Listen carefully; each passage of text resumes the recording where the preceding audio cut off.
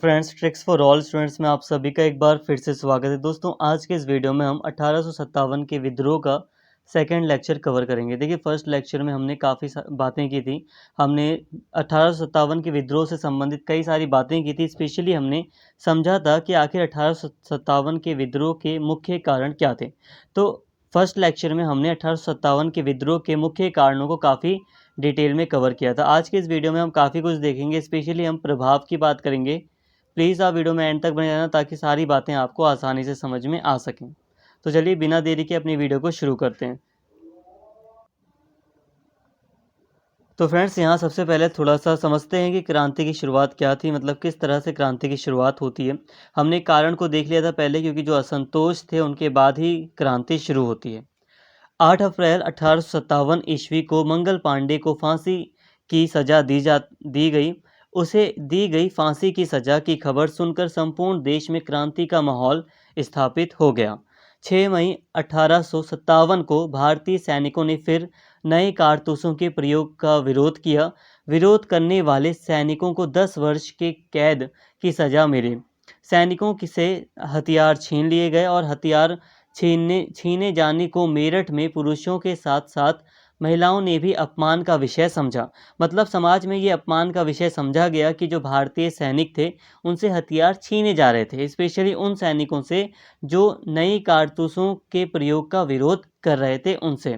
तो ये अपमान समझा गया था समाज में। ऐसी स्थिति में सैनिकों के लिए अंग्रेजों से बदला लेना परम कर्तव्य हो गया। मेरठ के सैनिकों ने 10 मई 1857 ईस्वी को ही जेल खानों को तोड़ना, भारतीय सैनिकों को मुक्त करना और अंग्रेजों को मारना शुरू कर दिया। मेरठ में मिली सफलता से उत्साहित सैनिक दिल्ली की ओर बढ़े। दिल्ली आकर क्रांतिकारी सैनिकों ने कर्नल रिपले, जो कि एक अंग्रेज अधिकारी था, उसकी हत्या कर दी और दिल्ली पर अपना अधिकार जमा लिया। इसी समय अलीगढ़, इटावा, आजमगढ़, गोरखपुर, बुलंदशहर आदि में भी स्वतंत्रता की घोषणा की जा चुकी थी। देखिए दोस्तों,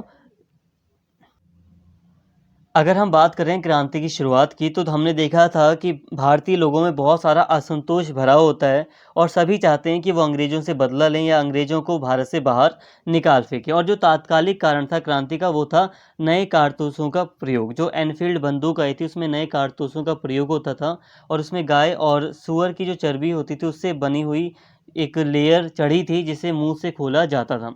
तो नए कारतूसों का काफ़ी विरोध किया गया था और इसी विरोध के चलते जो सैनिक थे उनसे हथियार वगैरह छीन लिए गए और कई सारी सज़ा दी गई। कई सैनिकों को सज़ा दी गई, मंगल पांडे को फांसी दे दी गई। तो इससे सभी जो सैनिक थे उन्होंने क्रांति की योजना बना ली थी। कई जगहों पर विद्रोह हुए थे और फिर क्रांति की जो योजना थी, हालांकि क्रांति की एक योजना बनी थी, हम आगे समझेंगे थोड़ा इसे, लेकिन फिर भी 10 मई को सैनिक, मेरठ में जो सैनिक होते हैं वो पूरी तरह विद्रोह कर देते हैं और जेल खानों को तोड़ना शुरू कर देते हैं। 10 मई को जो सैनिक होते हैं वो जेल खानों को तोड़ना शुरू कर देते हैं, भारतीय सैनिकों को मुक्त कराने लगते हैं। जो अंग्रेज होते हैं, अंग्रेज अधिकारी जो होते हैं, उनको मारना शुरू कर देते हैं। कुल मिलाकर कहा जाए तो 10 मई को जो सैनिक होते हैं, स्पेशली मेरठ के सैनिक, उनके द्वारा विद्रोह शुरू कर दिया जाता है। और फिर 11 मई को वो आगे बढ़ते हुए 11 मई को दिल्ली में पहुंचते हैं और फिर दिल्ली में जो अंग्रेज अधिकारी होते हैं उनकी हत्या कर देते हैं और वो फिर दिल्ली पर अपना अधिकार जमा लेते हैं। जो क्रांतिकारी सैनिक होते हैं वो दिल्ली पर अपना अधिकार जमा लेते हैं और क्रांतिकारी सैनिक एक सांकेतिक मुखिया के तौर पर, अपने क्रांति के प्रमुख मुखिया के तौर पर जो बहादुर शाह जफ़र होते हैं उनको चूज़ करते हैं, उनको चुनते हैं। और जो बहादुर शाह जफ़र होते हैं उन्हें, उनकी इच्छा नहीं होती, बट फिर भी जो सैनिक होते हैं उनके दबाव के कारण उनको मुखिया बनना स्वीकार करना पड़ता है। तो यहाँ पे बस हमें हल्का सा समझना था इनके बारे में और हल्का सा हमने पढ़ लिया। तो यहाँ पर आपको एक ओवरऑल एक जानकारी मिल गई कि क्रांति कैसे हुई थी, क्या-क्या चीज़ें थी, क्रांति के बारे में कुछ आपको जानकारी यहाँ पर मिल गई। अब दोस्तों हम टॉपिक वाइज़ चल रहे हैं, तो हमारा जो मेन टॉपिक है अभी वो है कि आखिर ये विद्रोह असफल क्यों हो गया। कई सारे क्षेत्रों को स्वतंत्र घोषित किया जा चुका था। जो भारतीय सैनिक थे उन्होंने बहुत व्यापक तौर पर जो कंपनी का शासन था उसको नष्ट कर दिया था। मतलब कंपनी का शासन भारत से हट सा गया था। मतलब जो उत्तर भारत जब हम देखते हैं तो हम देखेंगे कि बहुत जगह जो क्रांतिकारी थे उन्होंने स्वतंत्रता की घोषणा कर दी थी। जो सैनिकों के जो हथियार वगैरह होते हैं, जो जहाँ पर हथियार रखा जाता है वहाँ पर कब्जा कर लिया था। बहुत सारे अंग्रेज़ सैनिकों को मारा गया था। कई सारे जो अंग्रेज़ अधिकारी थे उनके जो घर थे उन्हें जला दिया गया था। जो दफ़्तर थे वो वहाँ पर तोड़-फोड़ की गई थी, उन्हें जला दिया गया था। और एक बड़े पैमाने पर हम देखते हैं कि जो कंपनी थी वो भारत से अपनी सत्ता खो बैठती है। लेकिन फिर भी आखिर क्या कारण था कि ये विद्रोह असफल हो गया और कंपनी दोबारा से अपना शासन स्थापित करने में सफल हो जाती है। जो ईस्ट इंडिया कंपनी थी वो दोबारा से भारत में अपना शासन शासन लागू करने में, स्थापित करने में सफल कैसे हो जाती है, ये यहाँ पर मेन कारण है। तो यहाँ पे हम वैसे पढ़ रहे हैं कि विद्रोह असफल क्यों हुआ था, ये तो यहाँ पे हम इसको कवर करेंगे कि आखिर क्या कारण थे कि विद्रोह असफल हो गया था। इस महान क्रांति की असफलता के अनेक कारण थे जिनमें से कुछ प्रमुख हैं। तो कई सारे कारण रहे थे विद्रोह के असफल होने के, कुछ यहाँ पर दिए गए हैं। जैसे कि विद्रोह में सभी वर्गों का शामिल ना होना। पटियाला के शासक, सिंध एवं अन्य सिख सरदार, कश्मीर के महाराजा, ग्वालियर के सिंधिया, इंदौर के होलकर विद्रोह में शामिल नहीं हुए। अधिकतर दक्षिण भारत इससे अधिक प्रभावित नहीं हुआ। देखिए दोस्तों, भारतीय जो ये 1857 की जो क्रांति थी, 1857 का जो विद्रोह था, 1857 का जो ये विद्रोह था, इसकी असफलता के कई सारे कारण हैं, जिसमें से एक कारण है कि विद्रोह में सभी वर्गों ने पार्टिसिपेट नहीं किया, सभी वर्ग इसमें शामिल नहीं हुए। देखिए देखिए यहाँ पे आपको बहुत सारे शासकों के बारे में बताया जा रहा है, जैसे कि पटियाला के शासक थे, सिंध के शासक थे, सिख सरदार थे, कश्मीर के महाराजा थे, ग्वालियर ग्वालियर की जो रियासतों के जो शासक थे, सिंधिया हो गए, होलकर हो गए। तो इन शासकों ने इस विद्रोह में पार्टिसिपेट नहीं किया, वो इस विद्रोह में शामिल नहीं हुए। और स्पेशली अगर हम साउथ इंडिया को देखते हैं, दक्षिण भारत को देखते हैं, तो दक्षिण भारत इस विद्रोह से अधिक प्रभावित नहीं हुआ, मतलब दक्षिण भारत भी कुछ खास इसमें शामिल नहीं हुआ था। इसके अलावा एक संगठित एवं एकबद्ध विचारधारा का अभाव, मतलब अब जो क्रांतिकारी थे वो पूरे भारत में फैले हुए थे, मतलब स्पेशली उत्तर भारत में वो क्रांतिकारी फैले हुए थे, लेकिन एक सुस्पष्ट विचारधारा नहीं थी कि क्रांति को कैसे पूरा सफल बनाना है। एक विचार, जैसे कि यहाँ पर एक कोने में अलग तरीके से क्रांति हो रही है, यहाँ पर अलग तरीके से क्रांति हो रही है। अगर एक विचारधारा होती, एक संगठन होता काफ़ी मजबूत, तो हो सकता है कि ये क्रांति काफ़ी अच्छे से, ये विद्रोह सफल हो पाता। तो एक संगठित एवं एकबद्ध विचारधारा का अभाव था। इसके अलावा निश्चित समय अवधि की प्रतीक्षा ना करना। 1857 की क्रांति की विदेशव्यापी शुरुआत के लिए 31 मई 1857 का दिन निर्धारित किया गया था। एक ही दिन क्रांति शुरू होने पर उसका व्यापक प्रभाव होता, परंतु सैनिकों ने आक्रोश में आकर निश्चित समय से पूर्व 10 मई 1857 को ही विद्रोह कर दिया। देखिए दोस्तों, कहने का मतलब है कि जब मंगल पांडे को फांसी दी गई थी और जब सैनिकों ने जब विरोध किया था नए कारतूसों के प्रयोग का, तो अंग्रेजी सैनिकों ने, जो ब्रिटिशर सैनिक थे, कंपनी के जो सैनिक थे, उन्होंने जिन भारतीय सैनिकों ने इनकार किया था कारतूसों के प्रयोग का, जिन्होंने विरोध किया था इन नए कारतूसों का प्रयोग करने का, तो उनको कड़ी सजा दी गई थी, मंगल पांडे को फांसी दी गई थी।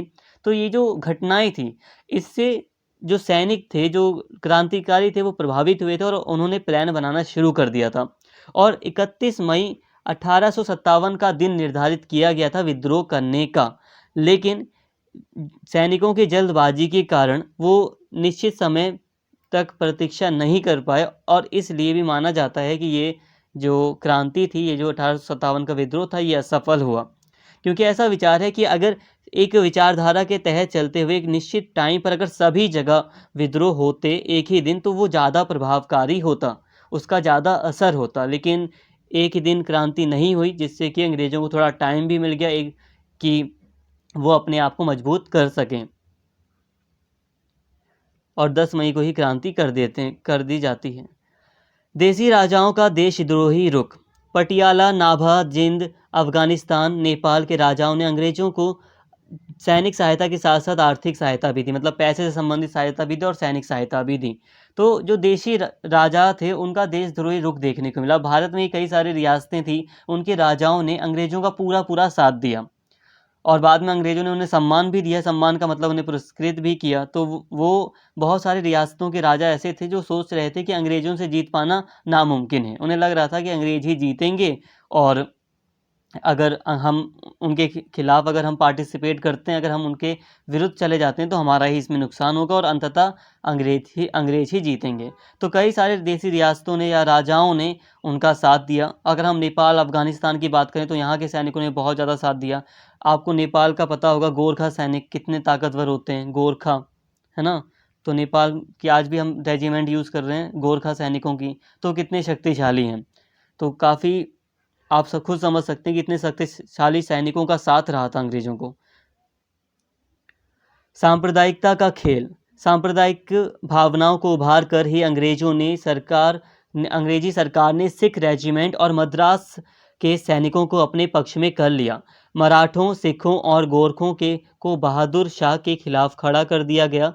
उन्हें यह महसूस कराया गया कि बहादुर शाह के हाथों में फिर सत्ता आ जाने पर हिंदुओं और सिखों पर अत्याचार होगा। अब अंग्रेजों ने सांप्रदायिकता का खेल भी खेला। अब बहुत सारे, जैसे कि जो सिख रेजिमेंट हो गई या जो दूसरे मराठा हो गए, गोरखा हो गए, जैसे गोरखा होते थे ना नेपाल के, तो इन लोगों को ऐसे अंग्रेजों ने क्रांति के विरुद्ध खड़ा किया। इन्होंने कहा, अंग्रेजों ने ऐसे कहा कि अगर मतलब अगर क्रांति सफल हो जाती है, अगर ब्रिटिश शासन या जो ईस्ट इंडिया कंपनी का शासन अगर वो ख़त्म हो जाएगा, तो बहादुर शाह यानी कि एक मुग़ल शासक दोबारा से सत्ता में बैठ जाएगा और इससे जो सिख हैं, जो मराठा हैं, जो गोरखा हैं या जो दूसरे वर्ग के लोग हैं, उनके साथ भेदभाव हो गया, उन पर अत्याचार होने लगेगा दोबारा से। ऐसा किसने कहा था? ऐसा अंग्रेजों ने एक तरह से अपने लिए, अपने पक्ष में करने के लिए दूसरे वर्ग के सैनिकों को या रेजिमेंट को ऐसा कहा था, स्पेशली सिख, मराठा और गोरखा को। तो सांप्रदायिकता का खेल भी खेला था अंग्रेजों ने, ये भी एक कारण था जिस कारण से 1857 की क्रांति असफल हुई थी। इसके अलावा संपूर्ण देश में प्रसारित ना होना। संपूर्ण देश में प्रसारित ना होना, एक चीज़ यहाँ पर बताऊंगा कि देखो, सिख रेजिमेंट हो गई, गोरखा रेजिमेंट हो गई, मराठा रेजिमेंट हो गई, ये प्रमुख रेजिमेंट है, प्रमुख शक्तिशाली रेजिमेंट हैं। जो सैनिक हैं वो कितने, मतलब इतनी बहादुरी से लड़ते हैं ये सैनिक कि किसी भी युद्ध को निर्णायक बना सकते हैं। तो इतनी बड़ी बड़ी जो रेजिमेंट रही थी, उनका साथ अंग्रेज़ों के साथ में होना, ये बहुत बड़ी बात है।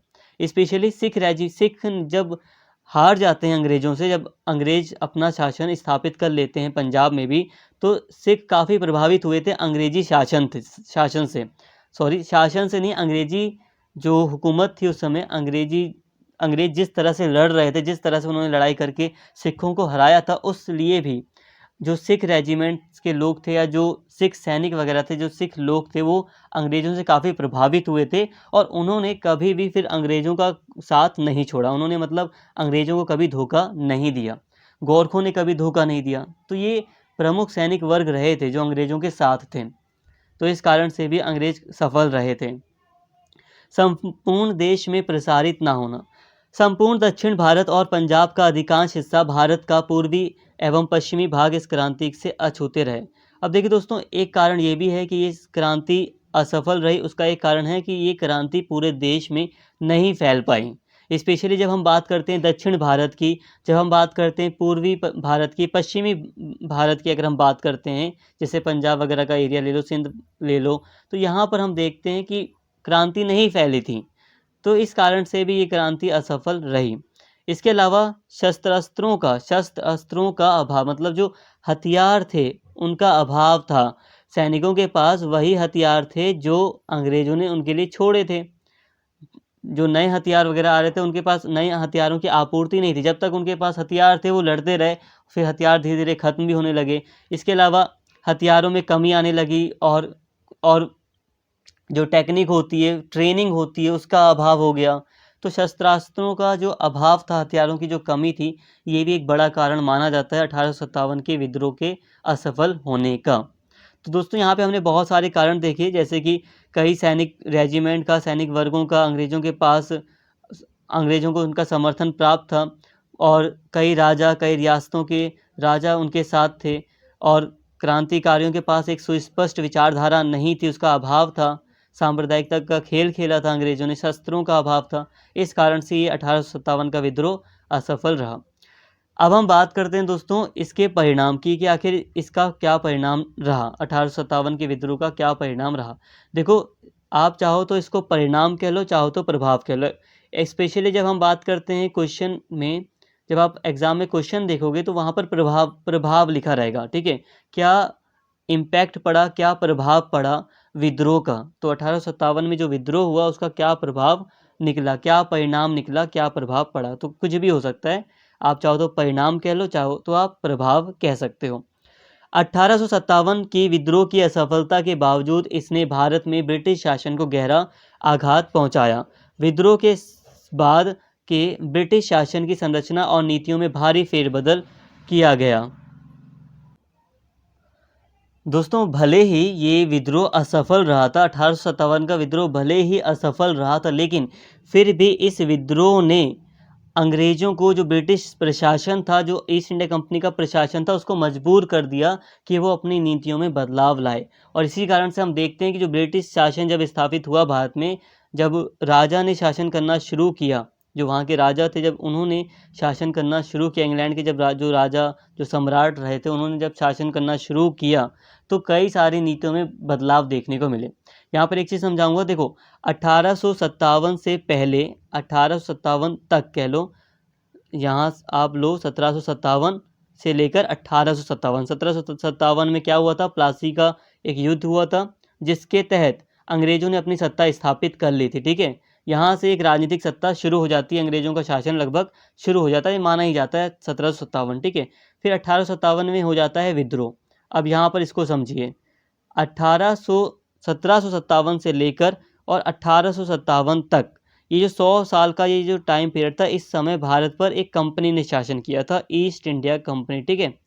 ईस्ट इंडिया कंपनी जो कंपनी थी, ये कंपनी जो इंग्लैंड है, जो ब्रिटेन है, वहाँ की रानी एलिजाबेथ से परमिशन लेता है कि हम भारत के साथ व्यापार करना चाहते हैं और हमें इसकी परमिशन मिले। तो रानी एलिजाबेथ के द्वारा इनको परमिशन दी जाती है और फिर ये भारत व्यापार करने आते हैं। व्यापार करते करते जो ईस्ट इंडिया कंपनी है वो पूरे भारत पर राज कर लेती है, पूरे भारत को अपना उपनिवेश बना लेती है। लेकिन जब 1857 का विद्रोह होता है, तो जो कंपनी का शासन था, वो समाप्त हो जाता है, इसका शासन समाप्त हो जाता है 1857 के बाद। और जो वहाँ के, जो ब्रिटेन के जो शासक थे, वो अपने अंडर में इसके, जो भारत है उसके शासन को अपने अंडर में ले लेते हैं। मतलब ये कि 1857 के बाद सम्राट का शासन शुरू होता है, क्राउन का शासन शुरू होता है। यहाँ पे आपको एक बात समझ में आ गई होगी कि 1857 तक एक कंपनी ने शासन किया जिसका नाम था ईस्ट इंडिया कंपनी, और फिर 1857 के इसके बाद किसने, सम्राट ने शासन किया, ठीक है। वहाँ के जो राजा थे, या ये कह लो कि पूरा का पूरा ब्रिटेन, अब पूरे ब्रिटेन ने शासन करना शुरू कर लिया। पहले शासन कंपनी के अधीन था, लेकिन विद्रोह के बाद पूरे ब्रिटेन ने, ब्रिटेन की जो सरकार थी उसने अपने अंडर में ले लिया भारत को पूरी तरह। तो इसी कारण से बहुत सारी नीतियां बदल गई। सबसे बड़ा बड़ा तो यही फेरबदल हुआ जो मैंने अभी आपको समझाया। पहला ये कि विद्रोह के 1857 के विद्रोह के पश्चात पहला मुख्य परिवर्तन यह था कि भारत का शासन 1858 अधिनियम के द्वारा ईस्ट इंडिया कंपनी से ब्रिटिश क्राउन के पास चला गया। जो शासन था वो ईस्ट इंडिया कंपनी से स्थानांतरित होकर ब्रिटिश क्राउन यानी कि ब्रिटिश सरकार या ब्रिटिश सम्राट के पास चला गया। तो सबसे पहला परिवर्तन यही हुआ था। तो एक चीज़ समझ में आ गई, पहला परिवर्तन ये हुआ कि ईस्ट इंडिया कंपनी की जगह सम्राट को शासन दे दिया गया, यानी कि सम्राट ने अपने हाथों में, जो सरकार थी ब्रिटेन की, उसने अपने हाथों में भारत का शासन ले लिया। दूसरा मुख्य परिवर्तन सेना में किया गया।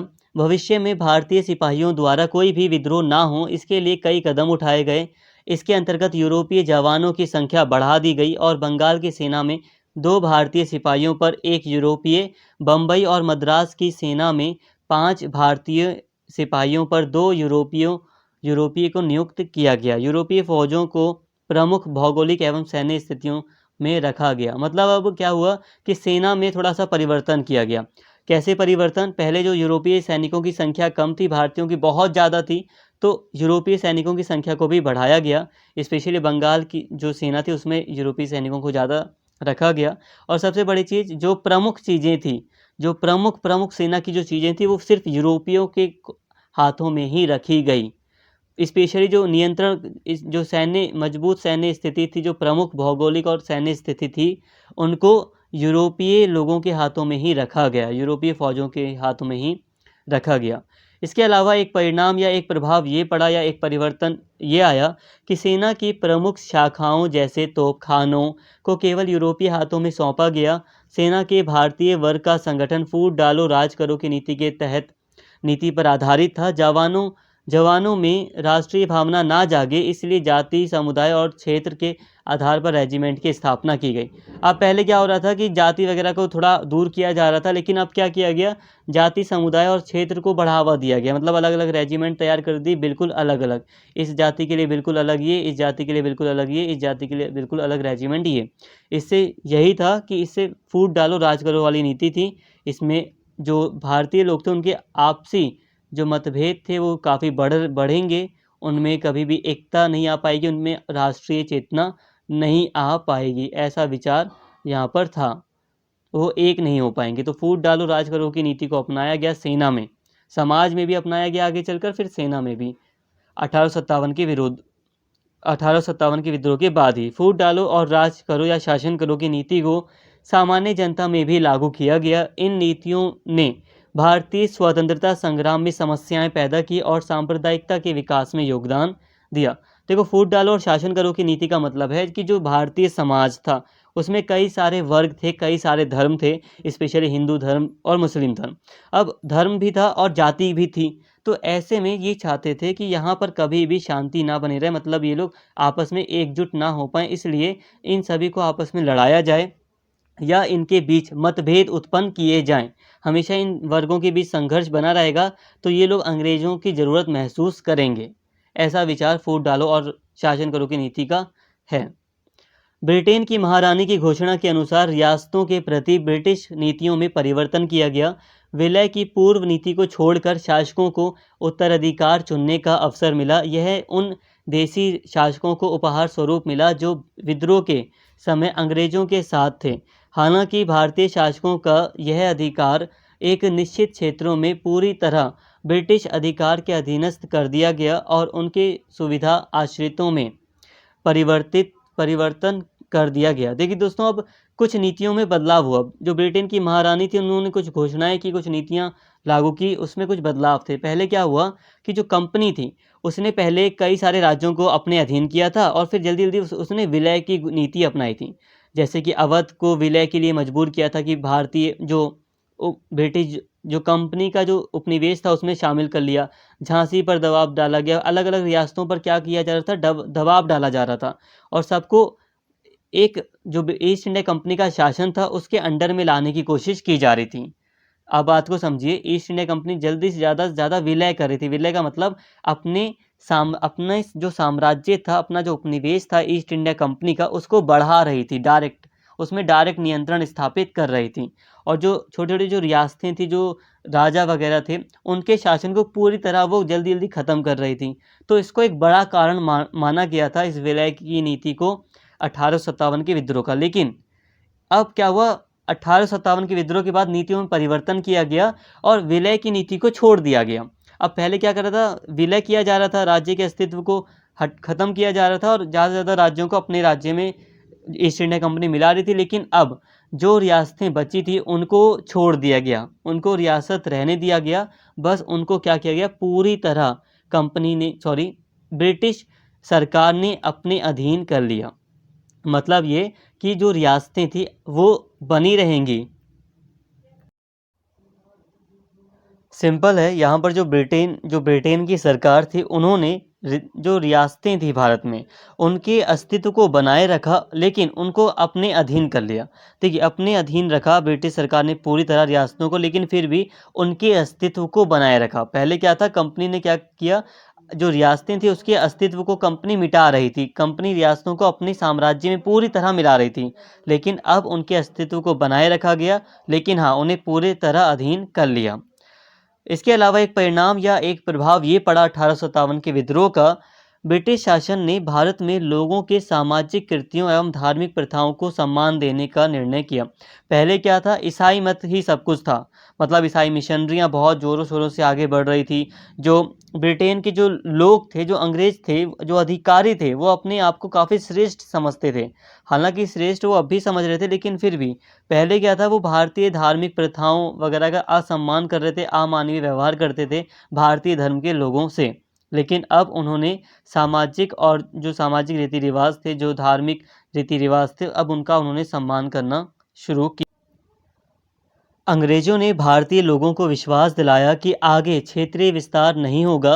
अंग्रेजों ने भूपतियों, जमींदारों एवं राजकुमारों के संरक्षण की नीतियां बनाई ताकि अपनी स्थिति को इस देश में अधिक मजबूत बना सकें। दरअसल 1857 के विद्रोह ने ब्रिटिश शासन के वास्तविक प्रतिक्रियावादी स्वभाव को धरातल पर ला दिया। अधिकतर भारतीयों को यह एहसास हो गया कि भारत में ब्रिटिश शासन का वास्तविक रूप में जन विरोधी था। जो ब्रिटिश शासन था वास्तविक रूप में जन विरोधी था और यह निश्चित रूप से दमनकारी और उनके देश के हित का विरोधी था। देखिए दोस्तों, अब अंग्रेजों ने भारतीय लोगों को विश्वास दिलाया कि वो आगे क्षेत्रीय विस्तार नहीं करेंगे। मतलब वो जो अपने साम्राज्य को बड़ा करते जा रहे थे, दूसरे जो राजा थे या दूसरे जो जमींदार थे, उनके उनके जो अधिकार क्षेत्र में जो जमींदारी थी, जो भूपत मतलब ज़मीन वगैरह थी, उनको पहले वो छीनते जा रहे थे। लेकिन अब उन्होंने उनको विश्वास दिलाया कि वो आगे क्षेत्रीय विस्तार नहीं करेंगे। एक्चुअली जितना भी परिवर्तन हो रहा था, उसके पीछे का कारण ये था कि अंग्रेज़ों को डर था कि 1857 जैसा विद्रोह दोबारा हो सकता है, और इस डर के चलते ही उन्होंने इन सभी नीतियों को फॉलो किया ताकि 1857 के विद्रोह का की पृष्ठभूमि दोबारा पैदा ना हो सके। भूमि के लिए निर्धारित लगान और समय की गारंटी के लिए एक नवीन कृषि नीति प्रस्तुत की गई। इस नीति ने किसान को बोझिल भूमि बंदोबस्त और राज्य की अत्यधिक कर मांग से मुक्ति प्रदान की। देखिए दोस्तों, किसानों की स्थिति बहुत ज़्यादा अच्छी तो नहीं करी नई नीतियों ने, लेकिन फिर भी जो पहले बंदोबस्त कानून वगैरह आए थे, भूमि से संबंधित ये कानून थे, ये नीतियाँ थी, अंग्रेज़ों की ये नीतियाँ थी, जिससे कि किसानों को एट द एंड किसानों को बहुत नुकसान होता था। उन्हें ज़्यादा से ज़्यादा टैक्स देना पड़ता था, और उनकी जो मांग थी, या कई बार कृषि सुधार से संबंधित मांग होती थी, या कई बार अकाल वगैरह पड़ जाता था तो कर माफ़ करने की भी मांग होती थी, जो नहीं सुनी जाती थी। तो इससे किसान की स्थिति काफ़ी दयनीय हो गई थी ईस्ट इंडिया कंपनी के शासनकाल में। लेकिन फिर जब सम्राट ने अपने हाथ में शासन लिया तो कई सारे सुधार भी हुए, या यूँ कह सकते हैं कि अपनी नीतियों में थोड़ा बदलाव कर एक नई कृषि नीति लाई गई, जो कि पहले से थोड़ी ठीक थी। विद्रोह के पश्चात यद्यपि अंग्रेजों ने अपने शासन का विस्तार नहीं किया, तथापि ब्रिटिश शासन द्वारा आर्थिक शोषण के एक नए युग का सूत्रपात हुआ। कहने का मतलब है, विद्रोह के बाद अंग्रेजों ने अपने शासन को काफ़ी विस्तार यानी कि एक्सपेंड तो नहीं किया और ज़्यादा बड़ा करने की कोशिश तो नहीं की, लेकिन फिर भी उनके द्वारा एक ऐसा शासन, ब्रिटिश गवर्नमेंट के द्वारा एक ऐसा शासन स्थापित किया गया जो कि आर्थिक शोषण का पूरी तरह प्रतीक था। मतलब ये जो शासन था उसने भारत का अधिक से अधिक आर्थिक शोषण किया। आर्थिक मतलब पैसे से संबंधित मामले में भारत का बहुत ज़्यादा शोषण ब्रिटिश गवर्नमेंट के द्वारा किया गया। 1857 की क्रांति के परिणाम भारतीयों के पक्ष में भी रहे। तो यहाँ पर हमने दोस्तों बहुत सारे परिणामों को देखा, बहुत सारे प्रभावों को देख लिया कि 1857 के विद्रोह के बाद क्या क्या परिणाम या क्या प्रभाव निकले थे। अब इन्हीं में कुछ प्रभाव ऐसे भी थे जो भारतीयों के पक्ष में भी थे। भले ही ये 1857 का विद्रोह असफल हुआ, लेकिन फिर भी इसने भारतीयों के लिए बहुत कुछ कर दिया। भारतीयों के पक्ष में जो सकारात्मक परिणाम या जो सही रिजल्ट सामने आए, वे हैं आत्मबल में वृद्धि। इससे भारतीय लोगों के आत्मबल में वृद्धि हुई, और हम देखते हैं 1947 में जो भारत आज़ाद हुआ तो उसके पीछे 1857 की क्रांति का भी हाथ था। ठीक है, ये चीज़ें याद रहती हैं लोगों को कि इससे एक हिम्मत से मिली लोगों को, और फिर उनके अंदर एक आत्मबल या कॉन्फिडेंस आया कि वो अंग्रेज़ों को भारत से निकाल सकते हैं। राजनीतिक जागृति हुई। अब राजनीतिक रूप से काफ़ी सजग हो गए लोग। संगठन की प्रेरणा, लोगों को पता चला कि संगठन की इम्पोर्टेंस ज़्यादा है। जब हम संगठित होंगे तभी हम ब्रिटेन के सत्ता को चुनौती दे सकते हैं। एकता की प्रेरणा आई। स्वतंत्रता आंदोलन को एक नई दृष्टि मिली। जो आंदोलन चले, असहयोग आंदोलन, सविनय आंदोलन, बहुत सारे जो आंदोलन चले ब्रिटिश सरकार के खिलाफ, जो स्वतंत्रता आंदोलन चले, उसको एक नई दृष्टि मिली। तो ये सकारात्मक परिणाम या प्रभाव थे 1857 की क्रांति या विद्रोह के। तो दोस्तों यहाँ तक हमने काफ़ी अच्छे से 1857 के विद्रोह के परिणामों को काफ़ी अच्छे से डिटेल में कवर कर लिया। जो क्वेश्चन आता है मेनली यही आता है कि कारण और प्रभावों का वर्णन कीजिए। तो लेक्चर 1 और लेक्चर 2 अगर आप पूरा देख लेंगे तो सारी बातें आप आसानी से लिख पाएंगे। तो उम्मीद करता हूँ सारी चीज़ें आपको समझ में आ गई होंगी। अगर आपको वीडियो अच्छी लगी हो तो प्लीज़ चैनल को सब्सक्राइब कर लें और इस वीडियो को ज़्यादा से ज़्यादा शेयर करें और लाइक करें। Thank you.